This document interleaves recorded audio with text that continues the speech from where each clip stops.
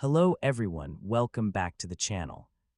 In this video, I'll show you how to create videos for online courses with Synthesia and turn your lessons into clear, professional, and engaging learning content.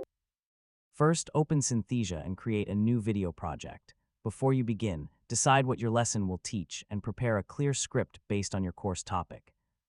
Start by organizing your lesson into sections. You can create separate scenes for the introduction, main concepts, examples, instructions, and final summary. Next, choose an AI avatar that fits your educational content. A friendly and professional presenter can make your lessons easier and more comfortable for students to follow. After selecting your avatar, choose an AI voice that is clear and easy to understand. For longer lessons, choose a natural voice that feels comfortable to listen to for an extended period. Now add your script to each scene. Keep your explanations simple and focused. Avoid putting too much information into one scene. You can then add images, videos, screenshots, text, shapes, and other visual elements to support your lessons. Visual examples can help students understand difficult concepts more easily.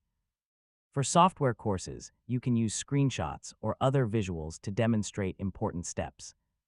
For academic or professional courses, you can use diagrams, examples, and key points to reinforce the lesson. Next, add subtitles if needed.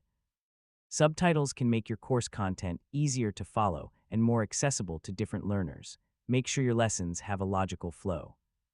Start with the basic concepts, gradually introduce more detailed information, and finish each lesson with a short recap. You can also divide a large course into shorter videos. This makes the content easier for students to watch and helps them focus on one topic at a time. Once your lesson is complete, preview Start the every video. scene carefully.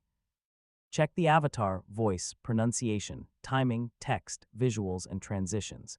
Make sure the narration matches the information shown on the screen.